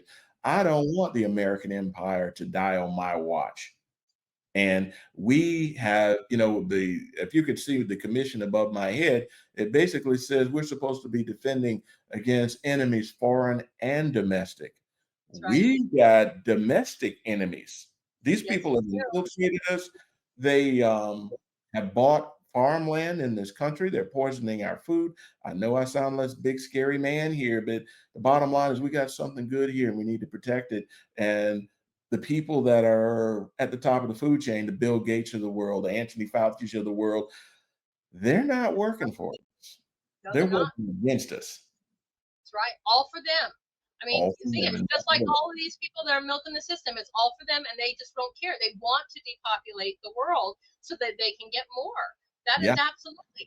And say something about this. I think we all need to continue fighting for the Maha. We see stories where I just saw it today where dairy industries are now going to get out the dyes, and everything is about 2027. And I'm very worried about this because my husband and I have been talking about it, and I think that our opinion, okay, it's just our opinion, is that they're hoping or waiting for the Senate to flip or the House, the Congress to flip, so that maybe that we don't have to actually go through with that. yep, Because I mean, when Sam's Club comes forward, and I've shared this article with you guys before, when Sam's Club comes forward and says we're going to get the dyes and 40 chemicals out of our food by the end of this year, then why can't Hershey, Heinz, and the dairy and the whatever do it the same? Why do they need 3 years to get the stuff out? you can't tell me, but what I do know is if you look at that CDC website, you'll see so many major diseases that are up Oh, by so triple bad. digits. It's crazy. Autism and diabetes and this, that, and the other. We are the sickest nation in the world, but yet we spend more money than any other country in the world. And I think I told you I got to go to that Maha banquet a while back ago, right around the inauguration. I was just in hog heaven. I'm hanging around people that actually think like me. I mean, it was almost like a gathering of conservatives that, people seem to not understand. I've been following RFK Jr. for a long time, and a lot of people that are conservatives like, why are you following that guy? Well, if you look back in the 70s, the Cleveland River in Ohio, the Ohio River caught fire. And as a lawyer, he made those companies clean that river up. He took those people to court. And that guy's a true Kennedy. And the fact that he went against his family and humbled himself and got under the wing of Trump, he didn't have to do that. No, He did it for the benefit of the nation, and I got much right. respect for that guy. And the fact that he's holding these big companies to task for the dirty deeds that they've been doing to us for decades. I'm just so pleased about that. And if there's anything that comes out of the Trump administration, it's probably going to be the best thing for us is what he's doing at HHS. Right? And it is so important too. And in fact, there was an article too that I'm trying to find right here that I think I shared with you guys before, but there was a major organization, a major movement that were trying to attack RFK Jr. right because of what he's doing, because it's the major pharmaceuticals, as Nurse Oh yeah, Patrick will tell you guys. I mean, it's Pfizer and stuff like that. They own a lot of these food corporations. You guys might not realize that, but they do, and they've got their hands involved. If they can make you sick, they have a patient, right? They always say that a patient healed is a client lost, yep, right? And so if they can make you sick, and then they're going to sit there, they don't care if you die, by the way, but they're going to make as much money off of you all the way through. And I yeah, think about it, all the crap food is so much cheaper than the healthier stuff. It's like, are you kidding? And then when we started all getting wise to the healthy thing, you got Gates coming out with a pill, and Michelle Pfeiffer is now even coming out against it, going, "Oh my gosh, get your crap off our food." yeah, I mean, it's unbelievable how they want to make us sick. But I am so excited that he decided to suck his pride, say, forget my pride. I am so dedicated to our health that we've got to make a change, especially starting with our little ones. Sorry, adults, but it's so crucial to our little ones because that's their developmental ages. You wonder where things like autism and ADHD come from. It's because they're eating crack and dyes, and you wonder why they're tweaking out all over the place and they can't have any attention, right? I mean, these are a major instance, and I know this because of having my second grader that the first year she came. I was like, let's put her on healthy food and watch what happens. All of a sudden, she was focused, she was engaged, she was able to sit down. I'm not saying that it's going to solve everyone's problems, but it's a huge start. And I'm happy. I just wish the companies would get on board just as fast as he wants to, right? Because I don't think 2 or 3 years is adequate enough. You could do it right now. Like I said, I am not even a huge Walmart supporter, but when they got Sam's Club doing it by the end of the year, yeah. blew my mind, by the way, guys. Blew my mind that they were so eager to do that. Yeah, and it's funny. I was talking to another gentleman a while back ago. I had these weird conversations. You know that. Me and you have had them. So I mentioned that some of these big agricultural firms like Cargill and Archer Daniels Midland and Tyson Foods and all that sort of stuff. And this gentleman, who was a pretty bright guy, had never heard of these corporations, but yet Cargill provides pretty much all the meat in the entire United States. And they have a huge sway over whether we're going to be healthy or not. Because the thing is, they're doing all this meat processing. We're eating this stuff, and they're spraying on, DDT and all kinds of crazy phosphate. That's right. Yeah, and so we don't know what's in our food. And then you see, I hate to say it, but okay, here we go. Um, you wonder why there's so much transgenderism, homosexuality, whatever. Hormones. Well, all those plastics are intricate. What do they call them? Estrogen modifiers. Okay. So when you wonder why are these guys dressing up like women? Let the men be men and the women be happy about it, that sort of thing. And then you talk about the transgenders, it's like, okay, you always got some big husky 6'5" guy that wants to be on the swim team, women. Well, where's the woman who transitioned to being a man? How come she's not joining the NFL? Right. Well, maybe they're not the same, you think? Right. So I don't know, a little weirdness like that. But the bottom line is it all boils down to the fact that they've been poisoning us for a long time. And this is not by accident. And the truth is, and you probably already know this, but it bears repeating. Back in the early 70s, when the big tobacco companies, were put out of business by the government, they just bought the food companies and they went Right. right. That's the deal. So bottom line, we're dealing with the same crooks, That's and they right. need to be put out of their misery. That's right. And you guys, we talk about this on Thursday, Health and Healing, all the time. Nurse Patrick is always talking about this. And I cannot testify enough about this literally happened to me. If it wasn't for God and Nurse Patrick going, we need to detox you. And not that we were eating bad, we stayed still on most of the time on the outsides of the thing. But especially when I was at Columbia, it was so expensive to eat in New York City that I was a fan of Amazon and Walmart, whatever I could eat, because I couldn't afford it to eat, locally, basically.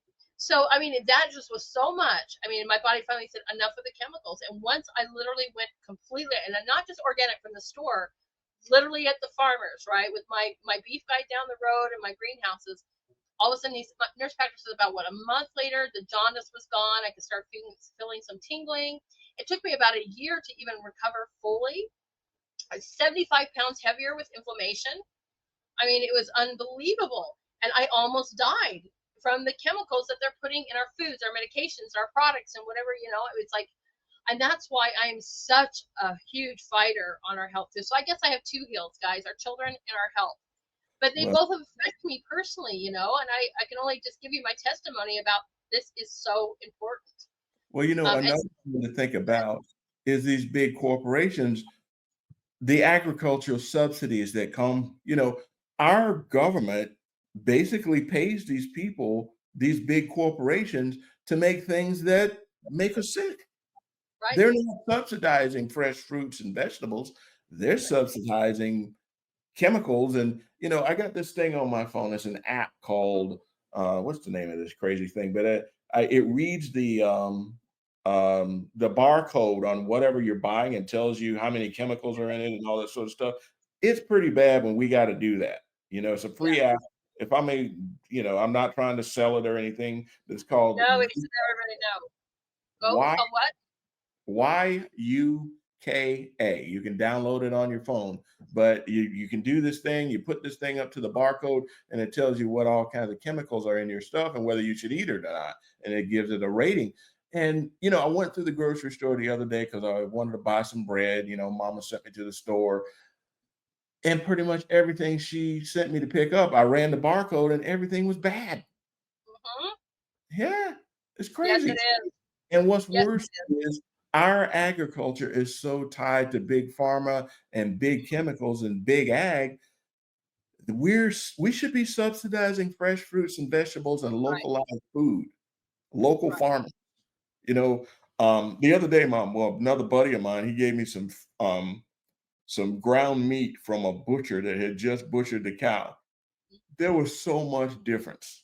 I mean, the Yes, texture, the taste, so much better. His wife, she raises chickens, and whenever I go to visit them, she gives me a dozen eggs because that's what she does. And I can tell a big difference between the eggs that she produces and the eggs that come out of the grocery store because her right. eggs are pasteurized. Color, right, and the color alone. I Yeah, mean, one like a they're light yellow at the store, yellow. and you get local, right, and they're like orange Yes. yolks. You're like, wow, and it's just so different.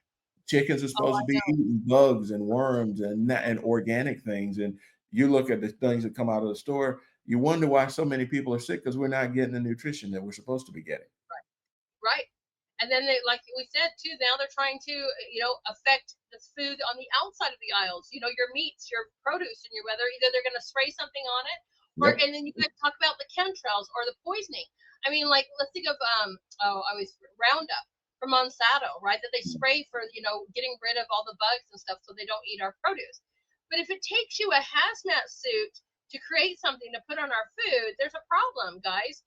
And I give you guys, if you're worried, I always share things of like baking soda and water. You guys, is a great way to clean your food from the store, even your meat, Yeah. right? Great way to start getting most of those chemicals out. But it's a problem. I mean, I went to Cuba, a communistic country, where everything is organic and they have local gardens every few blocks or so, maybe half mile and what did they use? They used marigolds and basils to line the gardens. I mean, if a child's sick, and this is swear to God, the doctor told me if a child's sick, we give them a prescription for fruit and vegetables. I'm like, Yeah. wow. And that's You a know, communistic country. my my sister's mother-in-law just turned 100, and we attribute her longevity to the fact that she's had a garden, her own garden, as long as I've known her. And I've known this woman 40 years.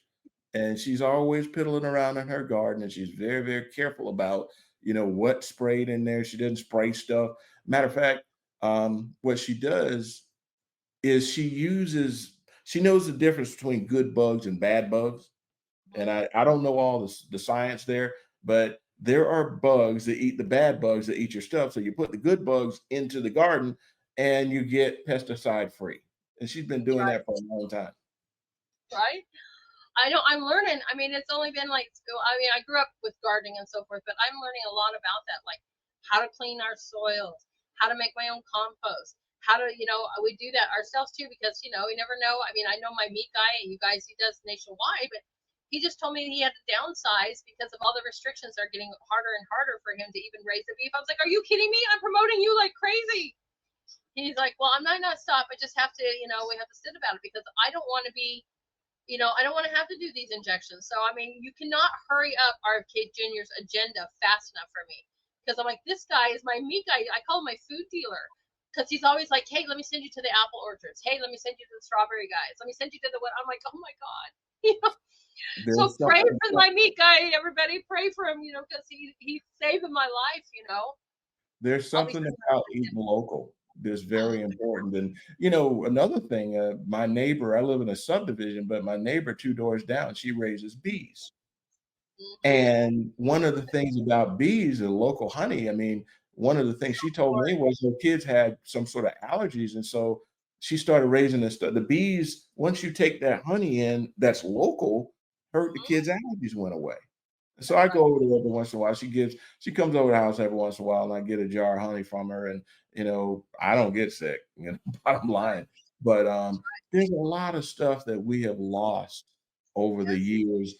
Convenience, yeah, but that convenience also may puts you at risk in a lot of cases. So I encourage local eating, and whenever we can, and like I said, that protein that comes from that local butcher, that protein that comes from eating those local eggs makes all the difference in the world. Right.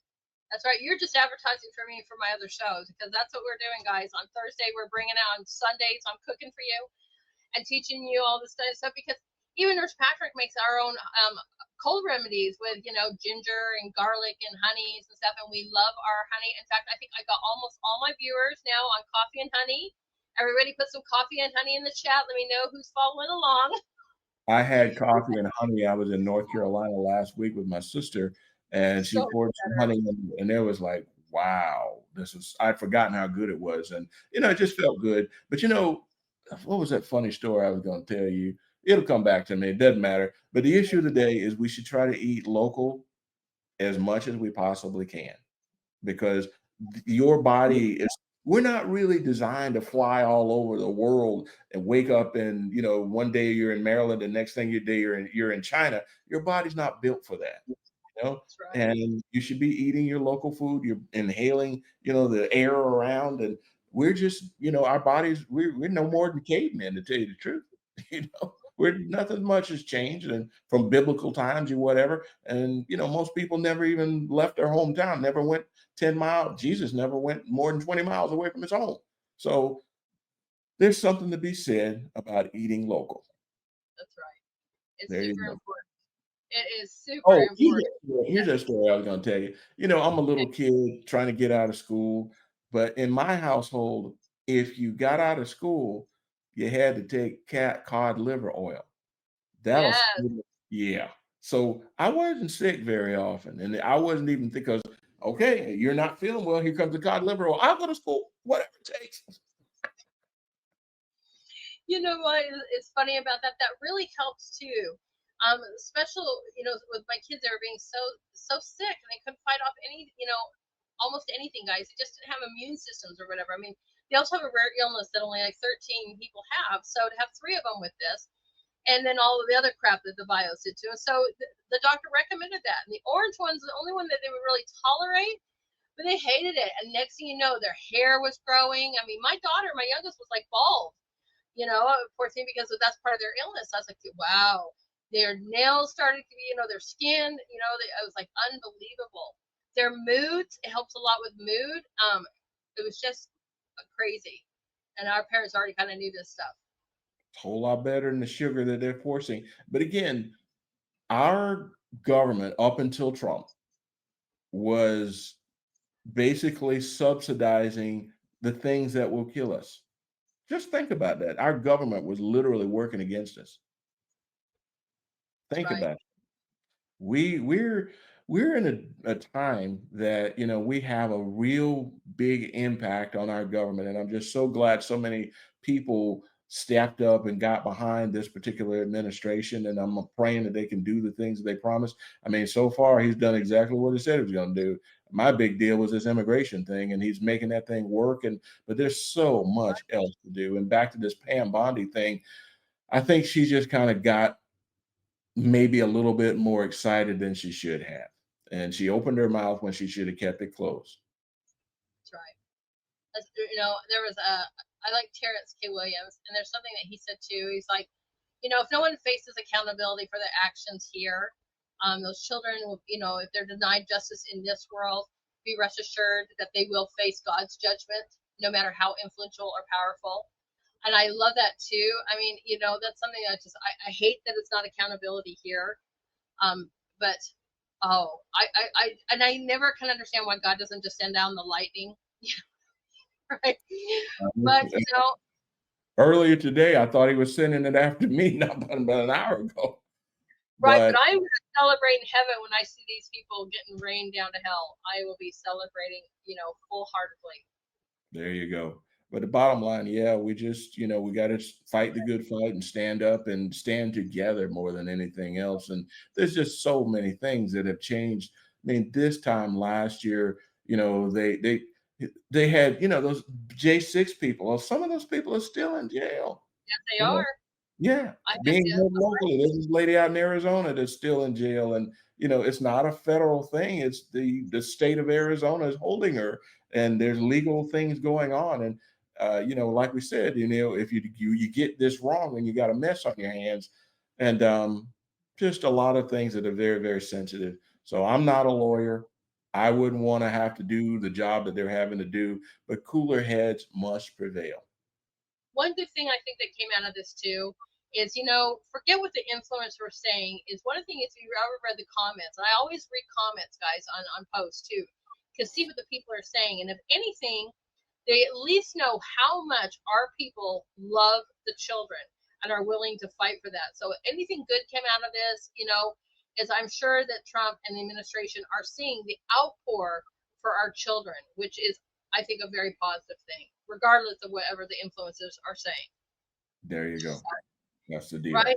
And we just got to keep fighting, guys. I mean, and you may not be the person that can go and or maybe you don't feel comfortable going and talking to your congressman or your governors or being out on the street protesting. But even like I said, even if you're just sharing something on social media, you don't even have to comment. If you're just sharing something, it still stays at this right algorithm and it gets people's attention. I saw a couple of people, commenting on some of the words we were saying, and it's very encouraging, by the way. But for every person that comments, there's probably about 50 that are going to see that and they're going to be encouraged. So, throw your comments out there, support Lady Hamilton, let her do her thing because she's fighting for us and, trying to make good things happen. And, some people are not outgoing. You don't have that problem. You're definitely an extrovert. I did never have that problem. My husband says I'm a social butterfly. And I think that's the only thing I think that he is worried about because I'm so inside the house. When I used to be always on stage, I had the restaurants or doing actually I did a lot of speeches and stuff like that, motivational speeches and so forth. And he goes, you need to do that again. You need to kind of get out there more. And I try. I mean, I definitely I meet with my congressman. I go to the governor's office. I do all those kind of things. But I told him, I was like, but I go out just to even get my hair done, and it's a nightmare, and I'm crying, and I don't want to even leave the house again because it's getting so bad that the people are just they don't even have a normalcy that we grew up with, of treating each other with respect and dignity. And we Yeah. see that even with schools, but I mean, there's no respect between the children and the adults, but then you don't see the adults having respect for each other either. And I'm like, we got a lot of work to do, people. We need to reinstall civility into our culture. Yes. We're not being collectively civil. And as I said before, there are factors, there are people that have been planning this for a long time. The name Saul Alinsky, I don't know if anybody's familiar with that, but he wrote a whole book called Rules for Radicals. And the Right. idea is that how to be an activist, agitator, let's tear down the system. These people are anarchists and they want to destroy what we have that's good. And why they do this, I don't know. But the issue of the day is there are people that are totally against our way of life. They want to blame America for everything. But on the other hand, America is the most generous country on the face of the earth. Whenever something goes bad, they're looking for us to come steaming in with a whole pile of food and money. So That's I right. don't know where these people are getting this from, but they need to be put in their place. That's right. There you That go. is right. And everybody, our voices are important. We all have a role to play here. We're all God's children. And there's something, if you don't know your way, pray and ask, how can I help? How can I be a part of this? Because what worries me too is the next round of elections too. Because think about it, Satan does not want to lose. And if you think these people are demonic and you think they're all working, in that kind of environment, they're going to come back kicking and screaming, cheating and conniving and doing everything they can to make sure that even more is subverted, right? And Oh, yeah. so we have got to do our part. Local is very important, but it's even more than that. Make sure that the things that President Trump is changing stays changed because the next president could come in and wipe it all away. And we're Very like, much yeah, so. We got to that's stay one on thing our I guard. really hate. Got to stay on our guard. And these midterms, as you say, are very important. We could lose everything that we've worked so hard to achieve. That's right. That's right. And So go ahead. no, no, no, I'm gonna let you talk. I was just going to say, I'm going to have you leave with some inspiration before we let you go because we got to inspire people, but you're right on it. Tell everybody the most important things that we need to do as citizens of this amazing country that we're fighting so hard to have back. Well, bottom line is we just need to personally get involved. I mean, you look at me, I should be, as I said before, on a horse farm in North Carolina with my dogs and my old truck. But here I am contemplating running for Congress again. And my wife is like, "Why are you doing this?" And I'm like, I made a mistake and I said, Lord, use me however you feel that I need to be used. And here we go. So I'm not going to say it was a mistake. This is what I was put here for. And if we don't stand up and fight for our families, our children, our way of life, nobody else will. Matter of fact, anytime you have something good, there's always somebody wanting to take it away. And I'm just not the guy that's willing to give it up. So there you go. I hope that inspires people. And another thing, that Bible is not just a spiritual book, it's a manual for how do you live your life. Even if you're an atheist, it can give you insights on how to have a happy life. So I encourage everybody, crack open that Bible every once in a while and make sure that you're living the way it's supposed to be, you're supposed to live. That's right. Amen to that. Amen to that. Well, I can't wait to help you. If you decide you're going to go on that journey, you let me know. I'll be more than thrilled to help you. And I am Um, going to have you back a whole bunch of times because we love having you on Worldview News, right? well, you're a good buddy of mine, and we know we're stuck together, so it's all good now. Yes. All right, everybody say goodnight to our wonderful friend Berney Flowers and tell everyone where to follow you. You're on X, and I know you're on Truth. Is it the same, Berney Flowers on each? Yeah, just type in Berney Flowers. Now, remember, I spell my name differently, Berney, because I don't want to be confused with that communist Bernie Sanders. So just type in, and I'm on Facebook, just X, Telegram, Truth Social, YouTube, you name it. Bottom line is we just got to keep fighting a good fight. And then every person that we encourage, just as one more on our side. And because freedom is worth fighting for. I'd make a terrible communist, by the way. So I'd be out in the middle of the night doing things I shouldn't be doing, and then I'd act like nothing happened. So bottom line, don't put me in that situation. Support freedom. Support our country. America That's, first. oh, God bless you, my friend. And I will talk to you very soon. We'll get you back on the show soon. I just All right. love having you on. You're welcome anytime. It's the quickest 2 hours of the week. Awesome.